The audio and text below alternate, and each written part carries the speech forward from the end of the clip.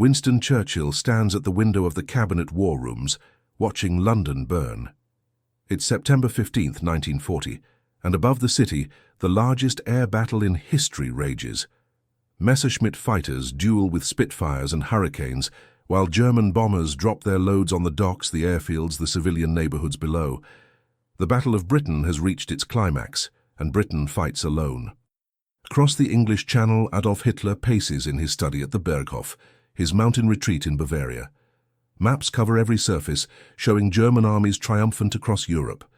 Poland crushed in 3 weeks. Denmark and Norway occupied in 2 months. France, the great military power of Europe, defeated in 6 weeks. The Wehrmacht appears unstoppable, invincible, destined to rule the continent. But one island remains defiant. One nation refuses to acknowledge German supremacy. One leader continues to reject Hitler's offers of peace, his promises of accommodation, his threats of annihilation. Britain, led by the man Hitler considers a warmonger and a drunk, stands alone against the might of Nazi Germany. Hitler studies the intelligence reports from London, the assessments of British morale, the estimates of British military capability. Every analysis suggests that Britain cannot continue fighting. The Royal Navy, while still powerful, cannot defend against the combined might of the German Air Force and submarine fleet. The British Army, evacuated from Dunkirk without its equipment, cannot resist German invasion. The Royal Air Force, outnumbered 3-1, cannot maintain air superiority over the British Isles. Yet Britain fights on. Churchill's speeches, broadcast across the empire and intercepted by German intelligence, reveal no hint of surrender, no suggestion of negotiation, no acknowledgement of military reality. Instead, they promise defiance, resistance, ultimate victory against impossible odds. Mein Führer, says Joachim von Ribbentrop, the foreign minister, entering Hitler's study with the latest diplomatic cables. The British government has rejected our peace overtures again. Churchill refuses even to consider negotiations. He claims Britain will fight on regardless of consequences. Hitler stops pacing, turns to face his foreign minister. Ribbentrop is nervous, uncertain, clearly uncomfortable with delivering unwelcome news.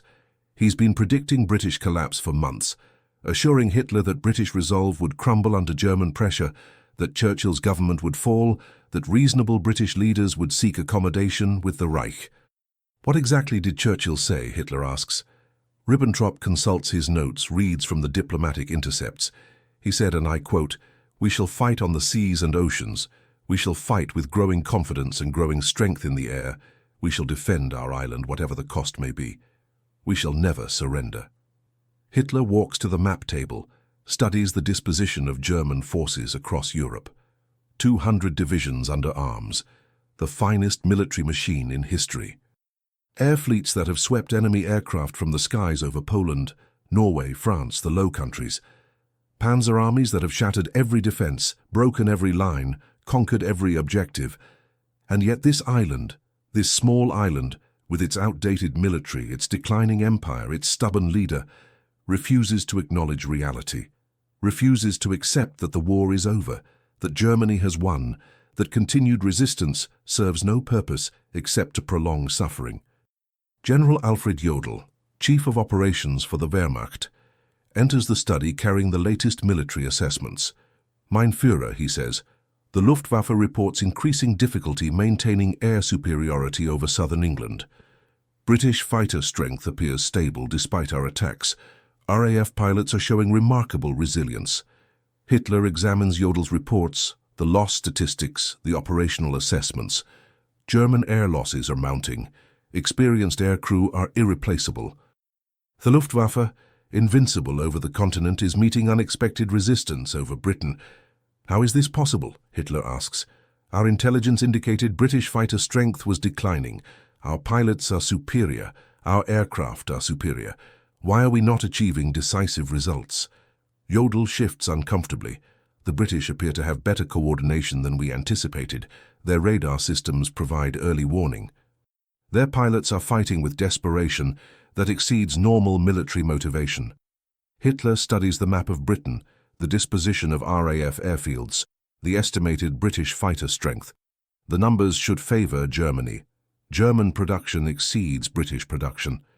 German pilot training is superior to British training. German tactical doctrine has proven successful across Europe. But the British are fighting for their homeland, their survival, their civilization. They're fighting with the knowledge that defeat means occupation, subjugation, the end of everything they value.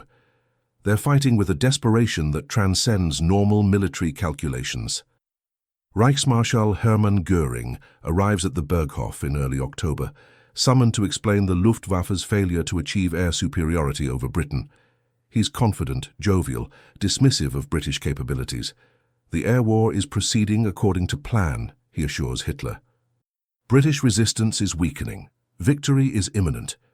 But Hitler has been reading the loss reports, studying the operational statistics, analyzing the intelligence assessments. German air losses are unsustainable. British fighter strength remains constant. The RAF continues to contest German air operations with effectiveness that suggests superior organization, better coordination, more efficient use of limited resources. Hermann, Hitler says, the British are supposed to be defeated. Our intelligence indicated they had perhaps 300 operational fighters, yet they continue to put up 500, 600, 700 aircraft against our formations. Where are these aircraft coming from? Göring waves dismissively. British propaganda, mein Führer. They're flying damaged aircraft using training planes, exaggerating their strength to maintain morale.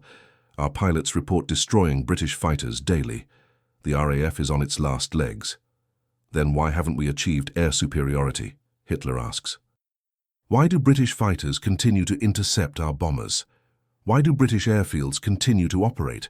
Why does British resistance continue to strengthen rather than weaken? Göring has no satisfactory answer. Neither do the other military leaders. The British are fighting with capabilities that exceed German intelligence estimates, with coordination that surpasses German expectations, with resilience that defies German understanding. October 1940. Hitler postpones Operation Sea Lion, the planned invasion of Britain. The postponement is presented as a tactical decision, a response to weather conditions, a temporary delay until spring. But privately, Hitler understands that the invasion cannot proceed while the RAF contests German air superiority.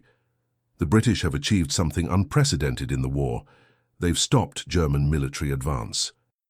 Not through superior numbers or better equipment, but through superior organization, better leadership, more effective use of limited resources. They've demonstrated that German military might, while formidable, is not invincible. Hitler calls a conference at the Reich Chancellery in Berlin. Present are the senior military commanders, the intelligence chiefs, the political leaders who've been predicting British collapse since Dunkirk. The purpose is to reassess the strategic situation, to understand why Britain continues to resist, to develop new approaches to ending the war in the West. Gentlemen, Hitler begins, Britain refuses to acknowledge reality. Despite our overwhelming military superiority, despite their strategic isolation, despite their obvious inability to achieve victory, they continue to fight. Why? Admiral Erich Raeder, Commander-in-Chief of the Navy, speaks first. Mein Führer, British naval tradition emphasizes fighting against overwhelming odds. They've been a maritime power for centuries. They understand that control of the seas provides strategic advantages that offset tactical disadvantages on land. General Franz Halder, Chief of the Army General Staff, offers a different perspective.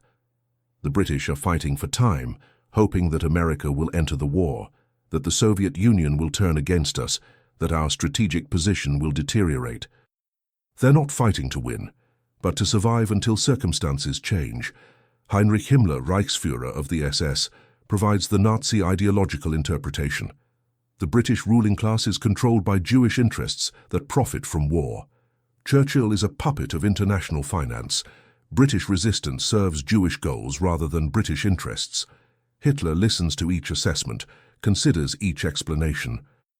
But none fully explains British resilience, British coordination, British effectiveness in the face of overwhelming German advantages. None explains how a small island nation continues to defy the greatest military machine in European history. The truth, which Hitler cannot acknowledge publicly, is that British leadership is superior to German leadership. Churchill understands strategy in ways that Hitler does not. British military organization is more efficient than German military organization. British use of limited resources is more effective than German use of abundant resources. November 1940. The Blitz begins. German bombers attack British cities nightly, attempting to break British morale through terror bombing. London, Coventry, Birmingham, Liverpool burn under German air attack. Thousands of civilians die. Hundreds of thousands lose their homes. But British morale doesn't break. British production continues. British resistance strengthens rather than weakens. The bombing campaign that was supposed to force British surrender instead galvanizes British determination to continue fighting.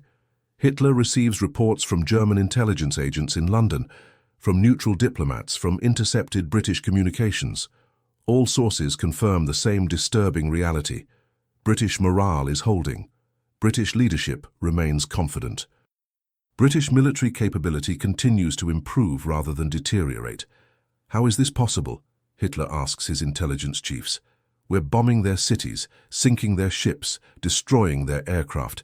We're killing their civilians, disrupting their production, isolating them from potential allies. Why don't they surrender? The intelligence assessments provide no satisfactory explanation. British behavior defies German understanding of how nations respond to military pressure. According to German doctrine, sustained bombing should break enemy morale, disrupt enemy production, force enemy governments to seek peace. But Britain responds differently. British civilians adapt to bombing, continue working, maintain production. British military forces use bombing damage as motivation for increased resistance. British leadership uses German attacks as justification for total war against Nazi Germany. December 1940. Hitler meets privately with his closest advisors, the inner circle that shapes Nazi policy. Present are Himmler, Göring, Ribbentrop, Martin Bormann, the men who control the levers of power in the Third Reich. The discussion is frank, honest, disturbing. We underestimated the British, Hitler admits. We assumed they would behave rationally, would recognize their strategic position, would seek accommodation with the Reich. Instead, they're fighting with irrational determination that exceeds normal military motivation. Bormann, Hitler's deputy and gatekeeper, asks the obvious question: what do we do now? We cannot invade while they maintain air superiority. We cannot bomb them into submission if their morale won't break. We cannot negotiate if they refuse to talk. Hitler has no immediate answer.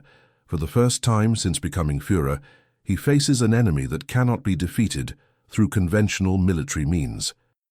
An enemy that fights with capabilities that exceed their apparent resources. An enemy led by a man who understands war better than Hitler understands war. The British problem requires a different approach, Hitler decides. If Britain cannot be defeated directly, it must be defeated indirectly. If Churchill won't negotiate, he must be isolated.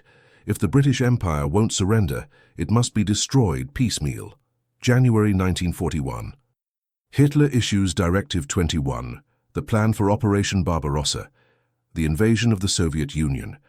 The directive represents a fundamental strategic shift. Instead of completing the conquest of Western Europe by defeating Britain, Germany will turn east, seeking victory through the destruction of Soviet communism.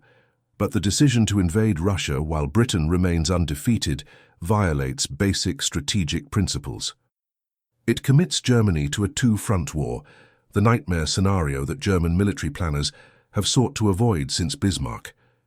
It divides German resources between multiple theaters, reducing German effectiveness in each. The decision reflects Hitler's frustration with British resistance, his inability to understand British motivation, his failure to develop effective strategies for defeating an enemy that fights with superior leadership, better organization, more efficient use of limited resources. General Halder objects to the timing of Barbarossa. Mein Führer, attacking Russia while Britain remains undefeated, violates fundamental strategic principles. We should complete the conquest of Western Europe before opening a new front in the East. Hitler's response reveals his thinking about the British problem. Britain fights on because they hope Russia will eventually join them against us. If we destroy Russia quickly, Britain will lose hope, will recognize their isolation, will seek peace. Barbarossa solves the British problem indirectly. The logic is flawed, based on misunderstanding of British motivation. Britain doesn't fight because of hope for Soviet alliance. Britain fights because Churchill understands that Nazi victory means the end of British independence, British democracy, British civilization.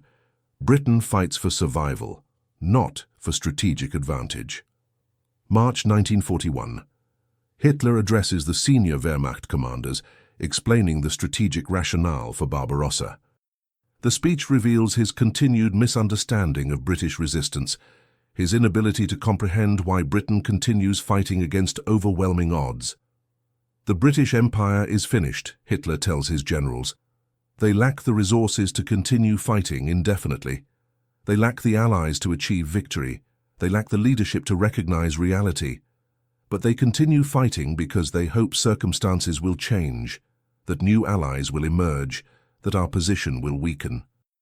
By destroying the Soviet Union, we eliminate British hopes for continental allies. By controlling Russian resources, we make Germany invulnerable to blockade. By demonstrating our invincibility in the East, we convince the British that continued resistance is futile. The generals listen politely, ask few questions, raise no objections. But privately, many understand that Hitler's strategic analysis is flawed.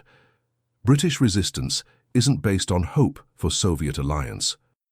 British resistance is based on understanding that surrender means subjugation. June 1941, Operation Barbarossa begins. 3 million German soldiers invade the Soviet Union along a front stretching from the Baltic to the Black Sea. The largest military operation in history unfolds while Britain, still undefeated, continues to fight alone. Hitler watches the early reports from the Eastern Front with satisfaction. German armies advance rapidly, encircle Soviet forces, capture hundreds of thousands of prisoners. The Red Army appears to be collapsing under German assault, just as the French army collapsed, just as every other enemy has collapsed. But Britain doesn't respond as Hitler expects. British resistance doesn't weaken when Germany invades Russia. Instead, Churchill immediately offers alliance to Stalin, promises aid to the Soviet Union, commits Britain to supporting any nation fighting Nazi Germany. The British response confounds Hitler's strategic calculations. Instead of recognizing their isolation and seeking peace, the British see German invasion of Russia as an opportunity to gain a powerful ally. Instead of despair, they show renewed hope. Instead of surrender, they demonstrate increased determination. July 1941. Hitler receives intelligence reports about British aid to the Soviet Union. British convoys carrying military supplies to Murmansk and Archangel. British technical advisors helping Soviet industry. British intelligence sharing information about German military capabilities. The reports confirm that Hitler's strategic analysis was wrong. Britain doesn't see German invasion of Russia as evidence of German strength. Britain sees it as evidence of German strategic error, as an opportunity to gain allies, as proof that Germany cannot defeat Britain directly. Mein Führer, says General Jodl, British aid to the Soviet Union is significant. They're providing aircraft, tanks, raw materials. They're helping Soviet forces resist our advance. Their support is extending Soviet resistance beyond our initial estimates. Hitler studies the intelligence reports, the shipping manifests, the aid agreements. British assistance to the Soviet Union represents a strategic partnership that threatens German objectives in the East. Instead of eliminating British hopes for allies, Barbarossa has provided Britain with the most powerful ally possible. August 1941. The Atlantic Charter. Churchill meets with Franklin Roosevelt aboard warships in Placentia Bay, Newfoundland. The resulting agreement commits Britain and America to common principles, shared objectives, coordinated resistance to Nazi aggression. Hitler reads the Atlantic Charter with growing alarm. The document represents a de facto alliance between Britain and America, the two English-speaking powers that possess the industrial capacity to challenge German dominance. The alliance that Hitler's strategic decisions have helped create. The British have achieved what seemed impossible in 1940, Hitler realizes. Fighting alone, facing overwhelming odds, they've survived long enough to gain powerful allies. They've transformed a hopeless strategic position into a potentially winning coalition. Roosevelt's support for Britain violates American neutrality, provides Britain with resources that offset German advantages, commits America to eventual entry into the war. The British, who should have surrendered in 1940, have maneuvered America into effective alliance against Germany, September 1941. Hitler issues new directives for the treatment of British prisoners, British civilians in occupied territories, British interests throughout Europe. The directives reveal his frustration with British resistance, his anger at British success in gaining allies, his determination to punish British defiance. But the directives also reveal Hitler's growing understanding that Britain cannot be defeated through conventional military means. British leadership is too competent, British organization too efficient, British determination too strong. Britain must be destroyed through other methods: starvation, terror, the elimination of British influence throughout the world. October 1941. German armies approach Moscow, Leningrad, Stalingrad. The Soviet Union appears on the verge of collapse. Hitler believes that Soviet defeat will finally force British recognition of reality, will finally end British resistance, will finally complete German victory in Europe. But British resistance continues to strengthen rather than weaken. British production increases, British military capability improves, British alliance with America deepens. The nation that should have surrendered in 1940 has become the center of a growing coalition against Nazi Germany. November 1941. German advance in Russia stalls before Moscow. Soviet resistance hardens. Winter weather favors the defender. The quick victory that Hitler expected, the decisive defeat that was supposed to end British hopes, fails to materialize. Hitler realizes that his strategic gamble has failed. Instead of eliminating British hopes for allies, Barbarossa has provided Britain with a powerful ally. Instead of demonstrating German invincibility, the Russian campaign has revealed German limitations. Instead of forcing British surrender, German strategic decisions have strengthened British position. December 7, 1941. Pearl Harbor. Japan attacks the American Pacific Fleet, bringing America into the war as a full belligerent. The attack represents the final failure of Hitler's strategy for defeating Britain. Instead of fighting alone, Britain now has the two most powerful allies possible, the Soviet Union and the United States. Hitler declares war on America 4 days after Pearl Harbor, completing the transformation of a European conflict into a global war. The declaration represents acknowledgement that his strategy for defeating Britain has failed completely. Britain, which should have surrendered in 1940, has become the center of a grand alliance that possesses overwhelming industrial superiority over Germany. In his private study at the Wolf's Lair, his headquarters in East Prussia, Hitler finally acknowledges what he cannot admit publicly. Britain held the line alone when every military calculation suggested they should surrender. Churchill proved to be a superior strategist who understood war better than Hitler understood war. British resistance, which seemed irrational in 1940, was actually the most rational strategy possible. What Hitler said when Britain held the line alone was nothing. Said nothing publicly about British strategic success, British leadership superiority, British organizational efficiency, because acknowledging British achievements would require admitting German failures, strategic miscalculations, leadership inadequacy. But privately, in conversations with his closest advisors, Hitler sometimes revealed his understanding. Albert Speer, in his memoirs, recalls Hitler's assessment of Churchill. He understood something I didn't understand. He knew that time favored Britain, that allies would emerge, that German advantages were temporary. He was right, I was wrong. Goebbels, in his diary, records Hitler's private admission. The British fought better than we expected. Their leadership was superior to ours. Their strategy was more sophisticated than ours. They understood the war better than we understood the war, but these admissions remained private, hidden, denied. Publicly, Hitler continued to blame British resistance on Jewish influence, American manipulation, Soviet treachery. Anything except the obvious explanation. British leadership was superior to German leadership. The truth emerged gradually through post-war analysis, declassified documents, historical investigation. Britain held the line alone through superior strategy, better organization, more effective leadership. Churchill understood that time favored Britain, that allies would emerge, that German advantages were temporary. Hitler's strategic decisions, designed to force British surrender, instead strengthened British position. The decision to bomb British cities galvanized British resistance.